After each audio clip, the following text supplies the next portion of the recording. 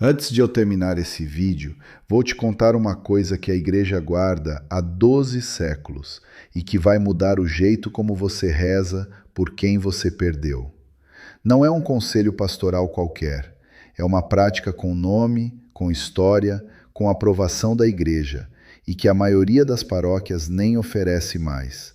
Fica comigo até o final. Agora eu preciso te dizer algo que provavelmente ninguém teve coragem de te dizer ainda. A oração que você reza por aquele familiar que morreu longe da igreja não é inútil. Ela não foi jogada fora. Ela esteve presente no momento em que ele mais precisou, mesmo que você não estivesse ao lado dele. Meu nome é Padre Jonas.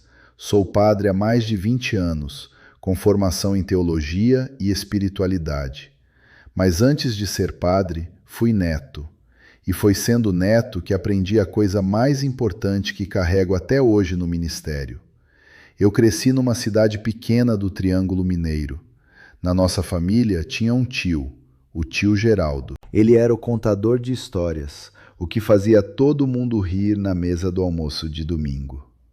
Mas lá pelos seus 40 anos, ele se afastou da igreja por causa de uma mágoa antiga com um padre. Uma mágoa que nunca cicatrizou, e foi ficando cada vez mais distante da prática religiosa. A minha avó, a Dona Fiinha, como todo mundo chamava, nunca deixou de rezar por ele. Todo dia, sem falta, antes de acender o fogão a lenha, ela pegava o terço de madeira escuro que tinha trazido de uma romaria à Aparecida, e rezava um mistério só pelo tio Geraldo. Eu era pequeno e uma vez perguntei a ela: "Vó, mas de que adianta? Ele nem acredita mais." Ela não me olhou. Continuou com os olhos no fogão e disse: "Menino, a graça não entra pela porta da frente. Ela entra pelo buraco que o amor abre." Eu sempre fui cuidadoso com esse tipo de assunto. Não gosto de misturar espiritualidade com sensacionalismo. O que vou compartilhar aqui não é opinião minha. É o que os maiores santos e teólogos da Igreja documentaram ao longo de séculos, e é o que o Catecismo da Igreja Católica sustenta com clareza. O tio Geraldo morreu sem sacramentos. Fui ordenado padre 3 anos depois, e a primeira coisa que fiz como padre foi celebrar uma missa pelos mortos da família. Nessa missa, senti com uma certeza que não consigo explicar em palavras, que o tio Geraldo estava bem. Não sei como, mas sei o que senti. Vou fazer 3 revelações nesse vídeo. A terceira é a mais importante, e é a que explica por que a Dona Finha tinha razão. Não pula para o final. Cada revelação é um tijolo. Sem o primeiro, o terceiro não se sustenta. Antes de eu continuar, preciso te pedir uma coisa. Se você chegou até esse vídeo, é porque tem alguém no seu coração que você não consegue largar. Alguém que partiu e deixou uma pergunta em aberto. Se quiser que eu continue chegando até você toda semana com esse tipo de conteúdo, o conteúdo que a igreja tem, mas que quase ninguém explica direito, se inscreva agora no canal. É gratuito. E cada inscrição me diz que esse trabalho vale a pena continuar. E se só o começo desse vídeo já acordou algo em você, deixa um like. Não é um clique, é o seu amém. Mas agora preciso que você entenda o mecanismo por trás de tudo isso, antes de entrarmos na primeira revelação.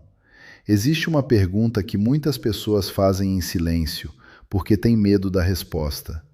Se meu familiar morreu sem sacramentos, sem confissão, talvez até rejeitando a fé, para que serve minha oração agora?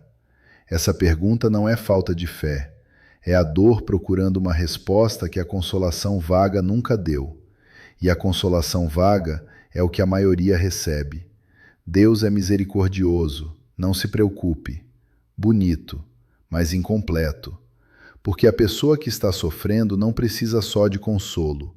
Ela precisa de doutrina. Ela precisa saber que a igreja tem um ensinamento específico sobre isso, não uma opinião pastoral.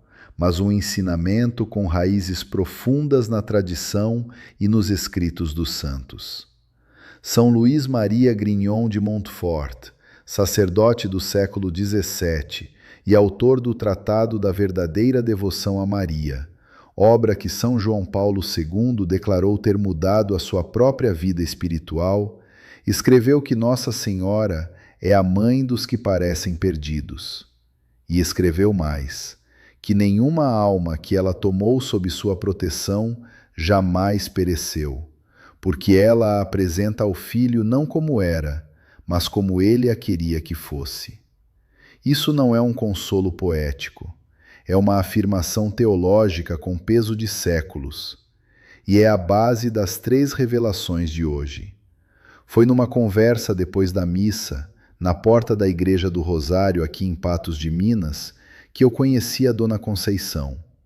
Conceição de Jesus Ribeiro, 69 anos, viúva há 11 anos, 3 filhos. O do meio, o Marcelo, tinha se afastado da igreja depois de uma crise no casamento e tinha entrado numa religião evangélica. 4 anos atrás, o Marcelo morreu num acidente de carro, numa rodovia entre Patos de Minas e Uberlândia, numa madrugada. Ninguém chegou a tempo de chamar um padre. Dona Conceição vai à missa todo domingo, reza o terço às 6h30 da manhã. Tem uma imagem de Nossa Senhora Aparecida na cozinha, a mesma desde que se casou, com a tinta já gasta na base de tanto que ela beija. Na carteira, guarda uma foto do Marcelo no dia da primeira comunhão, de terno branco, sorrindo. É essa foto que ela olha enquanto reza por ele. Ela já tinha mandado 8 missas pelo Marcelo. Já tinha rezado 3 novenas de Santa Mônica, a santa das mães dos filhos perdidos. Cada vez que terminava uma novena, passava uma semana se sentindo melhor. Depois, o peso voltava. Ela foi conversar com o padre da paróquia, que disse que Deus é misericordioso, mas não explicou mais. Ela me olhou e disse: Padre, eu sei que Deus é bom, mas eu tenho medo que a bondade de Deus não alcance o Marcelo, porque ele foi embora de um jeito que não tinha como voltar. Essa frase ficou comigo, e é por ela que esse vídeo existe. A primeira revelação eu chamo de: o julgamento não acontece como você imagina. A maioria das pessoas imagina o julgamento como uma sentença proferida no instante em que o coração para. Como se Deus olhasse para o registro da vida inteira e batesse um martelo. Acabou, decidido, sem volta. Mas a teologia católica, construída a partir de São Tomás de Aquino e confirmada pelo Catecismo da Igreja Católica, sustenta algo diferente.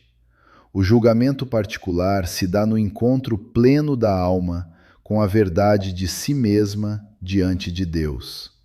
E esse encontro inclui o peso de todas as orações e graças acumuladas ao longo da vida da pessoa, incluindo as que ainda não haviam chegado ao destino quando ela morreu. Pense numa carta que foi enviada, está a caminho, mas o destinatário ainda não a abriu. A carta não deixou de existir porque ele ainda não a leu. O carteiro não desistiu só porque o destinatário estava dormindo.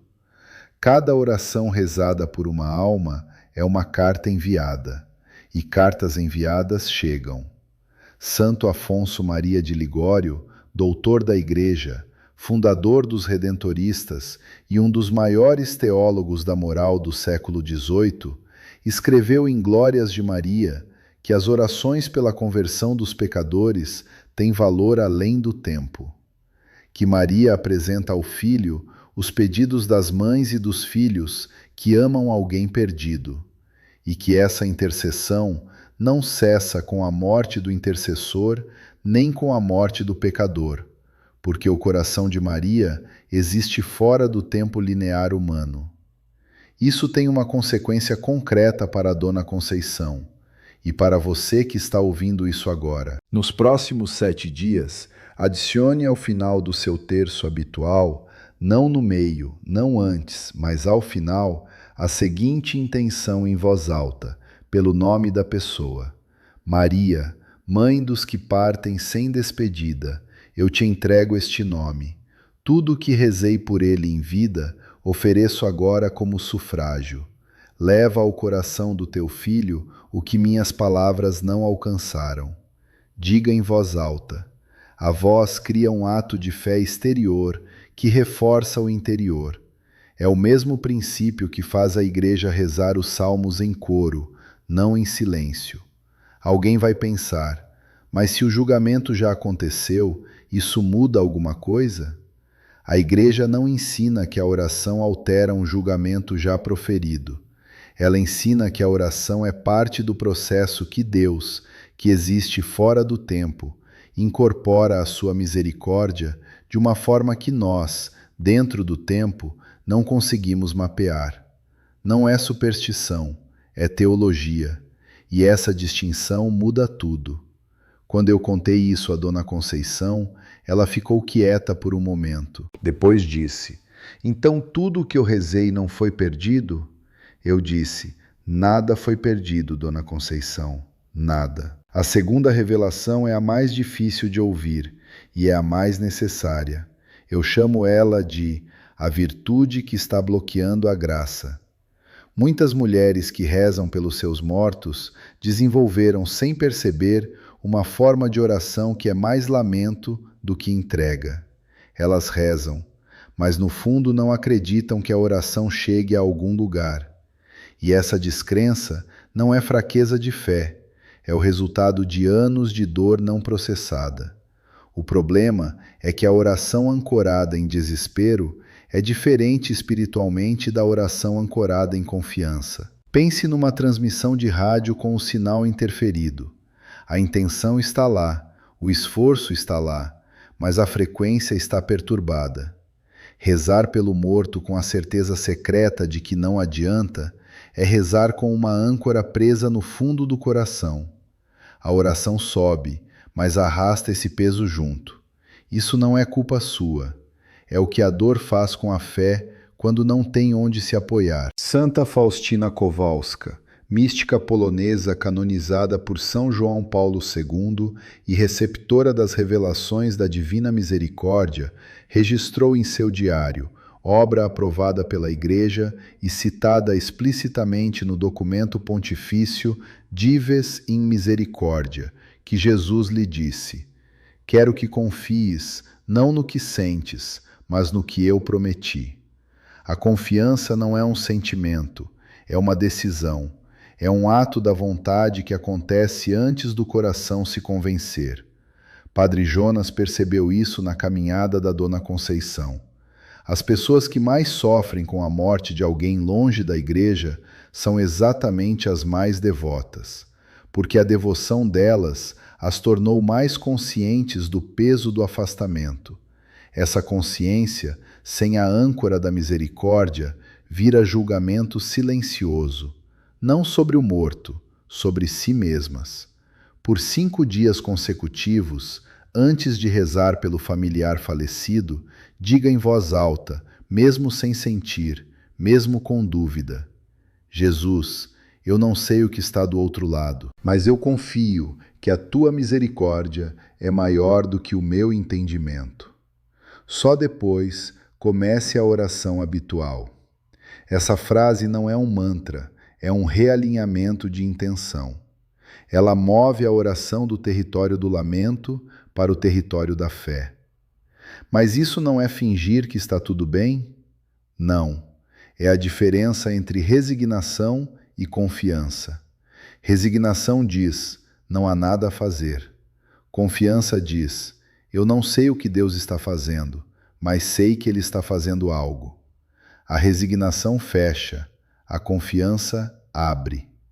A Dona Conceição começou a dizer essa frase antes de cada oração pelo Marcelo.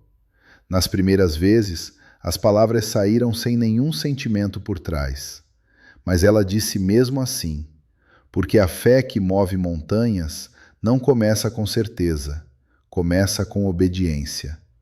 E em 3 dias, Ela disse que a oração ficou mais leve, menos carregada de culpa. Agora chegamos ao que eu prometi no começo. A terceira revelação é a que a dona Fiinha sabia sem ter estudado teologia. É a que faz toda a diferença para quem tem um nome no coração que não consegue largar. Eu chamo ela de o que acontece no último instante. Mas antes de eu te contar, deixa eu te fazer uma pergunta. Você se reconhece em algum desses sinais? O primeiro sinal: você ainda chora quando o nome dessa pessoa é mencionado. Não de saudade simples, com uma dor que tem culpa misturada, uma dor que pergunta se você fez tudo o que devia. O segundo sinal: você já parou de mandar missa por essa pessoa porque sentiu que não adianta mais. Ou continua mandando, mas sem acreditar que a missa chega a algum lugar. O terceiro sinal: você evita pensar na morte desse familiar de frente, porque a resposta que imagina é pesada demais para encarar sem chorar. O quarto sinal: você reza por ele em público, mas em segredo tem medo de que sua oração seja uma espécie de ilusão, que você esteja rezando para se sentir melhor, não para ajudá-lo de verdade. E o quinto sinal: esse é o mais profundo e o que quase ninguém diz em voz alta. Você sente uma dor silenciosa quando ouve histórias de pessoas que tiveram uma boa morte. Alguém que recebeu os sacramentos, que morreu em paz, rodeado de família e de padre. Não é inveja, é uma ferida que diz baixinho: por que o meu não teve isso? No fundo, você questiona a justiça de Deus sem conseguir dizer isso em voz alta, porque tem vergonha até do pensamento. Esse sinal é o mais profundo de todos, porque revela que a dor não é só sobre o morto, é sobre a desigualdade percebida da misericórdia de Deus. E Padre Jonas vai responder a essa dor agora. Se você se reconheceu em 3 ou mais desses sinais, essa terceira revelação é diretamente para você. A Igreja Católica sustenta, com base em sua própria tradição teológica e em ensinamentos papais, que no momento da morte, no instante exato da separação da alma do corpo, a pessoa tem uma última oportunidade de orientação da vontade em direção a Deus. Não é uma segunda chance no sentido popular que alguns imaginam. É a conclusão natural do movimento interior que se iniciou em vida. O grão que germina debaixo da terra, no escuro, sem que ninguém veja. E aqui está o que muda tudo. As orações que os vivos rezaram pela pessoa durante sua vida são parte do que torna esse último instante mais receptivo à graça. Cada rosário, cada missa mandada, cada lágrima rezada por aquela alma forma o que a tradição chama de patrimônio de graças. Um patrimônio que acompanha a pessoa até o limiar, que estava lá quando ela precisou, mesmo que ela não soubesse, mesmo que você não soubesse. A mãe que rezou 30 anos pelo filho não rezou em vão.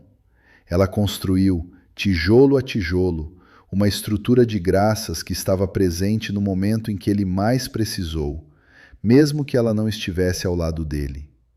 Cada terço que você rezou por ele estava lá no momento em que ele mais precisou, mesmo que você não estivesse. O Papa São João Paulo II, em sua encíclica Evangelium Vitae de 1995, afirmou que nenhuma alma está tão perdida que a misericórdia divina não a possa alcançar, que o momento da morte é o momento em que essa misericórdia se oferece em sua plenitude.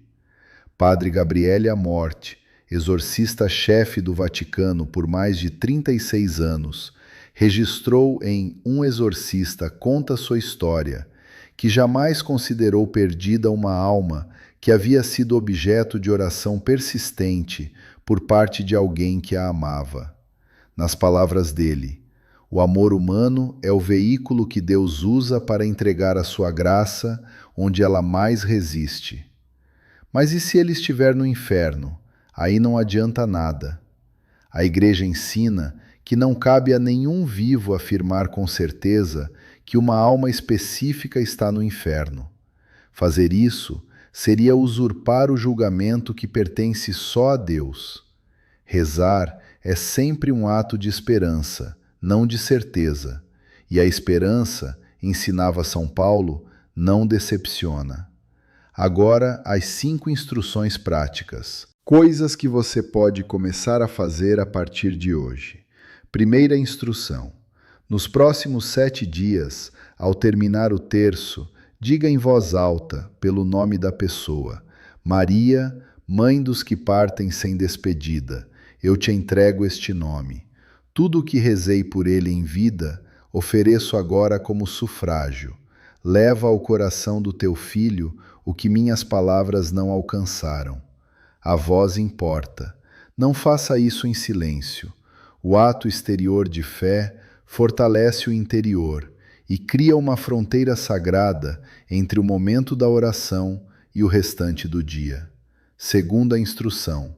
Por 5 dias consecutivos, antes de qualquer oração pelo familiar, diga primeiro: Jesus, eu não sei o que está do outro lado, mas confio que a tua misericórdia é maior que o meu entendimento. Diga mesmo sem sentir. A fé que move montanhas começa com obediência, não com certeza. Essa instrução parece simples, mas ela realinha o território inteiro da oração, movendo-a do lamento para a confiança. Terceira instrução. Vá à sua paróquia esta semana e peça informação sobre missa gregoriana pelo familiar. A missa gregoriana é uma série de 30 missas celebradas em dias consecutivos. Tem mais de 12 séculos de história na Igreja. São Gregório Magno, Papa do século VI, associou essa prática à libertação das almas do purgatório. Se não tiver condições de mandar 30, mande uma e peça ao padre que a una à intenção das missas gregorianas da paróquia. Essa instrução surpreende, porque a maioria das pessoas nunca ouviu falar das missas gregorianas. A Igreja tem essa ferramenta há séculos. Você tem o direito de usá-la. Quarta instrução. Pegue a foto do seu familiar e coloque-a diante da imagem de Nossa Senhora. Não para fazer um ritual, para tornar concreta a entrega que você já fez em oração. O ato físico de colocar o rosto daquela pessoa sob o manto de Maria é uma oração sem palavras. É dizer com o gesto o que o coração às vezes não consegue dizer com voz. Quinta instrução, e essa é a mais difícil. Pare de pedir perdão por não ter feito o suficiente em vida. Não porque você foi perfeito, mas porque continuar carregando essa culpa não ajuda o familiar. Atrapalha a oração. Você rezou, você amou, você fez o que era possível a partir do lugar onde estava. O restante está nas mãos de Deus. Diga em voz alta: Senhor, eu entreguei o que pude, o restante é teu. Quando você faz isso, você não está desistindo. Você está fazendo o que o amor de Deus faz o tempo todo: confiar. Voltando a Dona Conceição. No 15º dia das missas gregorianas pelo Marcelo, sem que ninguém tivesse lhe dito nada, ela ligou para a filha e disse: Acho que o Marcelo está bem. Não sei explicar, mas o peso foi embora. Ela ainda chora quando fala o nome dele, mas chora de outro jeito. A foto do Marcelo de terno branco ainda está na carteira. A imagem de Nossa Senhora Aparecida ainda está na cozinha, com a tinta gasta na base. Mas agora, quando Dona Conceição beija a imagem de manhã cedo, antes do dia começar, ela não beija com medo. Ela beija com a certeza de quem entregou. A Dona Fiinha estava certa. A graça não entra pela porta da frente. Ela entra pelo buraco que o amor abre. E o amor que você teve por quem você perdeu, aquele amor que te fez rezar anos, que te fez mandar missas, que te fez chorar de madrugada sem ninguém ver, esse amor não foi em vão. Ele foi o veículo, ele foi a porta, ele estava lá. Se a história da Dona Conceição tocou algo que você carrega há tempo, um nome, um rosto, uma pergunta que você nunca teve coragem de fazer em voz alta, então você sabe que esse conteúdo não é entretenimento, é pão. E pão bom você volta a buscar toda semana. Se inscreva no canal agora, para que a próxima mensagem também chegue até você.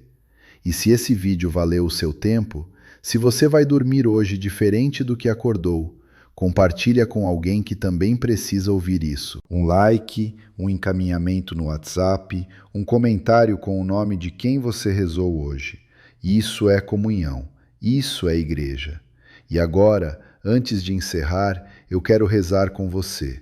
Nossa Senhora Aparecida, Mãe do Brasil, Rainha dos que parecem perdidos, eu te apresento hoje cada pessoa que está assistindo a esse vídeo, cada uma que chegou até aqui com um nome no coração, cada uma que passou anos carregando uma dúvida que tinha medo de pronunciar. Tu conheces o nome que cada uma guarda, tu conheces o rosto que cada uma vê quando fecha os olhos para rezar. Mãe, nós te entregamos esses nomes, não como eram, como tu os queres diante do teu Filho. Nós acreditamos que o que rezamos por eles em vida não foi perdido. Nós acreditamos que a tua intercessão não tem limite de tempo nem de distância. Jesus, Filho de Deus, Senhor da vida e da morte, nós confiamos na tua misericórdia, não porque entendemos, porque tu prometeste, e tu não falhaste com nenhuma alma que foi objeto de oração de quem a amou. Recebe o sufrágio de cada terço rezado, de cada missa mandada, de cada lágrima oferecida por essas almas, e devolve a quem está aqui hoje a paz que o mundo não conseguiu dar. Em nome do Pai, do Filho e do Espírito Santo. Amém.